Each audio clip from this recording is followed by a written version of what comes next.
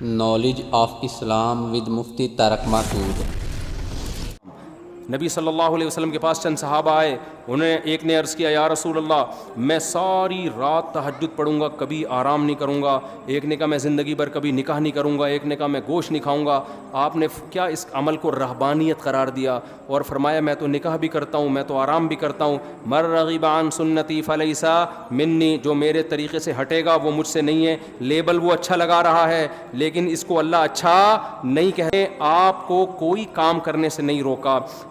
آپ نے جو ہدف بنانا ہے نا, آخرت ہدف ہے. لیبلوکم ایکم احسن عملا, کہ اللہ دیکھنا چاہتے ہیں اچھا عمل کون کر رہا ہے. تو اچھے کی ڈیفینیشن میں یہ قطعاً نہیں ہے کہ آپ ایجوکیشن چھوڑ دو, آپ ترقی کرنا چھوڑ دو. نا نا نا نا نا, اچھے کی ڈیفینیشن میں قرآن نے بیان کیا ومن اراد الآخرہ, جو بھی کام کرو آپ اس میں نیت کیا کرو, آخرت. یہی وجہ ہے کہ جب اسلام دنیا میں آیا تو سائنسدان بھی ہمارے ہی ہوتے تھے. جو دنیاوی علوم اور فنون ہیں اس کے بانی بھی مسلمان ہیں. انہوں نے دنیا میں سائنس اور ٹیکنالوجی کو فروغ دیا ہے. میرا ایک یونیورسٹی میں بیان ہوا, میں نے وہاں حوالوں کے ساتھ گوروں کے حوالے دیے. انگریز یہ کہتا ہے کہ اگر اسلام دنیا میں نہ آتا اور مسلمان سائنٹسٹ پیدا نہ ہوتے تو آج ہم جس ترقی تک ہیں 8 سے 500 سال بعد یہاں پہنچتے. مسلمان سائنسدانوں نے 500 سال کا سفر انسانیت کا بچا لیا ہے. سمجھ میں آ رہی ہے بات کہ نہیں آ رہی ہے؟ ابھی بھی نہیں آ رہی تو مجھے غصہ آ رہا ہے. تو رہبانیت نہیں ہے کہ آپ سائنسدان بننا چھوڑ دیں, آپ تاجر بننا چھوڑ دیں. اگر اسلام یہ چاہتا آپ تجارت چھوڑ کے مسجدوں میں بیٹھ جاؤ تو قرآن یہ تھوڑی کہتا رجال اللہ تلہیہم تجارت ولا بیع عن ذکر اللہ. ہمارے کچھ نیک بندے ایسے ہیں, سورہ نور میں اللہ کہتے ہیں کہ تجارت اور خرید و فروخت ان کو نماز سے غافل نہیں کرتی. بلکہ اللہ یہ کہتے ہیں وہ تجارت کرتے ہی نہیں ہیں, یہ کہتے ہیں نا اللہ. تو آپ نے کیا کرنا ہے, کیونکہ ہدف آخرت ہے تو اس آخرت کے ہدف کے لیے دنیا چھوڑنی نہیں ہے, بلکہ دنیا میں اپنی نیت کو کیا کرنا ہے, بولو نا صحیح کر. آپ ڈاکٹر بنو, صرف پیسہ برائے پیسہ یا لوگوں کی جیبیں خالی کرنا مقصد نہ ہو. اپنی قوم کو ترقی دلانا, اپنے ملک کو ترقی دلانا, انسانیت کی خدمت کرنا. قرآن کہتا ہے جس نے ایک انسان کی جان بچائی ایسے جیسے تمام انسانیت کو بچا لیا. تو ڈاکٹر بن کے آپ ہزاروں انسانوں کی جان بچانے کا ذریعہ بنو گے کہ نہیں بنو گے؟ تو جو آپ کا بچہ میڈیکل کالج میں جا رہا ہے آپ نے پلاننگ کیا کرنی ہے, بیٹا میں تجھے انسانیت کی خدمت اور آخرت کے لیے ڈاکٹر بنا رہا ہوں, لوگوں کی جیبیں کاٹنے کے لیے اور ایسے نسخے لکھنے کے لیے کہ ایسی دوا لکھ کے دی ہے جو ڈاکٹر کے ماموں کی دکان کے علاوہ کہیں اور پوری دنیا میں مل ہی نہیں رہی ہے. آج ڈاکٹر دوا لکھ کے دیتا ہے, ڈاکٹر کے ماموں کا میڈیکل اسٹور ہے, اس کے علاوہ پوری کائنات میں WHO سے رابطہ کر لیں آپ, وہاں بھی نہیں ملے گی آپ کو. اس کا مطلب کیا ہے, اس ڈاکٹر کا مقصد پیسہ کماؤ بھائی, آپ بنے ہو, خرچہ ہوا ہے, کس نے منع کیا ہے, لیکن اس کے ساتھ ظلم تو نہ کرو نا. جو ڈاکٹر ایسا نسخہ لکھ کے دے رہا ہے جو اس کے چاچو کے علاوہ کسی اور دکان پہ میڈیکل اسٹور میں ملتا ہی نہیں ہے, اس کا مطلب اس کا مقصد آخرت, یہ دھوکہ دے رہا ہے, زیادتی کر رہا ہے.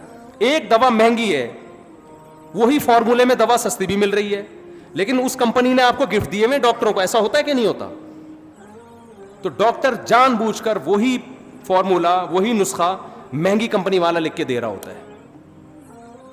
تو اسلام نے آپ کو منع نہیں کیا, جس فیلڈ میں ہو اسی میں خدا کو تلاش کرنا ہے, لیکن وہ فیلڈ حلال ہونی چاہیے, حرام نہیں, کیونکہ حرام میں خدا ملتا نہیں ہے. آپ کو فنکار بننے کی اجازت نہیں ہے, گلوکار بننے کی اجازت نہیں ہے, فلم انڈسٹری میں جانے کی اجازت نہیں ہے. آپ کو تاجر بنے لیکن چرس بیچنے کی اجازت نہیں ہے, شراب کا بزنس کرنے کی اجازت نہیں ہے. یہ تیسرا فرق ہے ان لوگوں میں جو اسلام کو مانتے ہیں اور جو اسلام کو نہیں مانتے. گورا جب دنیا کا کوئی کام کرتا ہے اس کے سامنے آخرت نہیں ہوتی, مسلمان جب کوئی کام کرتا ہے اس کے سامنے آخرت ہوتی ہے. گورا جب کوئی کام کرتا ہے تو یہ دیکھتا ہے کہ لا کیا ہے, لیگل ہے یا انلیگل ہے. مسلمان جب کوئی کام کرتا ہے تو لیگل انلیگل سے پہلے وہ یہ دیکھتا ہے کہ حلال ہے یا حرام ہے.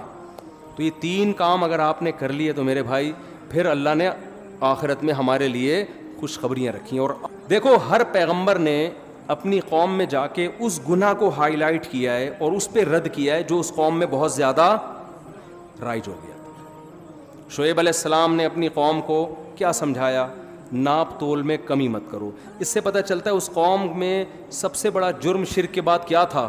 ناپ تول میں کمی۔ لوط علیہ السلام نے اپنی قوم کو ناپ تول میں کمی کا کچھ نہیں کہا، اس سے لگتا ہے کہ وہ ایسا نہیں کرتے تھے۔ ان میں لڑکوں سے بدفعلی عام تھی۔ لوط علیہ السلام کی پوری دعوت اس پر تھی کہ تم ان عورتوں سے نکاح کیوں نہیں کرتے، لڑکوں سے بدفعلی کیوں کرتے ہو، یہ اتنی بدترین بے حیائی کا ارتکاب کیوں کرتے ہو؟ وَتَذَرُونَ مَا خَلَقَ لَكُمْ رَبُّكُمْ، جس خدا نے تمہارے لیے جس کو بنایا ہے اس کو چھوڑ کر کسی اور جنس کے پیچھے کیوں لگے ہوئے ہو؟ تو ہر پیغمبر نے اس جرم کو زیادہ فوکس کیا ہے جو اس قوم میں رائج تھا۔ ہماری قوم میں بھی بہت سارے جرائم ہیں، ناپ تول میں کمی بھی ہے، 2 نمبری بھی ہے، لیکن آپ کو 2 نمبر بھی ملیں گے، 1 نمبر بھی ملیں گے۔ ہمارے ہاں بہت سارے جرائم ہو رہے ہیں، ماں باپ کے نافرمان بھی ملیں گے، لیکن ہول سیل کے حساب سے ماں باپ کے خدمت گزار بھی آپ کو بولو ملیں گے۔ لیکن ایک جرم ایسا ہے جو تقریباً کامن ہو گیا ہے اور اس کے پھیلنے کی اسپیڈ بہت زیادہ ہے، وہ ہے بے حیائی۔ سمجھتے ہو؟ اس کو لوگوں نے جرم کی فہرست سے نکال دیا۔ میں عمرے پہ گیا تو مجھے جو روم ملا ہوا تھا اس کے ساتھ ایک روم تھا، اس میں ایک فیملی آئی ہوئی تھی، پوری رات ان کے کہکے مجھے نیند ہی نہیں آتی تھی اس سے، اتنی زور سے آواز۔ ایک دن میں نکل گیا، میں نے ان سے پوچھا یار یہ تھوڑا رات کو تو آرام کر لو، کون ہو؟ تو پتہ چلا جی کزنوں کے ساتھ لڑکوں کا گروپ آیا ہوا ہے عمرہ کرنے کے لیے۔ میں نے ان سے کہا دیکھو عمرہ کرنا فرض نہیں ہے، لیکن آپ کی جو فیمیل کزن ہے اس کا آپ سے پردہ کرنا بولو ضرور۔ بالفرض پردہ نہیں کرتی تو کم از کم فری تو نہ ہونا، ایک جوان کزن بیٹھے ہوئے ہیں، یہ لڑکیاں بیٹھی ہوئی ہیں اور ایک ہی کمرے میں، سو بھی ادھر ہی رہے ہیں، گپیں بھی ادھر ہی مار رہے ہیں۔ یہ کتنی بڑی خدا کے غضب کو دعوت دینے والی بات ہے۔ ہم ہندو تھوڑی ہیں، ہم کوئی کافر تھوڑی ہیں، انگریز تھوڑی ہیں۔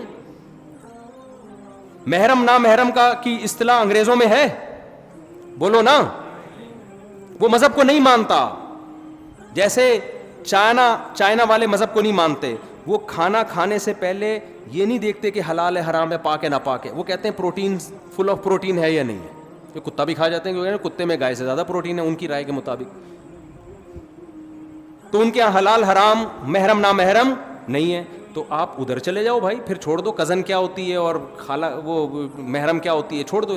اسلام نے تو پورا ایک دیوار کھینچی ہے، اور سورہ نور میں بھی سورہ حجاب میں بھی پوری ڈیٹیل قرآن نے بیان کی ہے، یہ محرم ہے اور یہ نامحرم۔ لا یبدین زینتہن، عورت اپنی زینت کو ظاہر نہیں کر سکتی، الا لآبائہن، سوائے اپنے باپ دادا کے سامنے، بعولتہن، اپنے شوہر کے سامنے، اور ابناء بعولتہن، ابناء بعولتہن، اپنے شوہر کے بیٹے جو ستیلا بیٹا ہے۔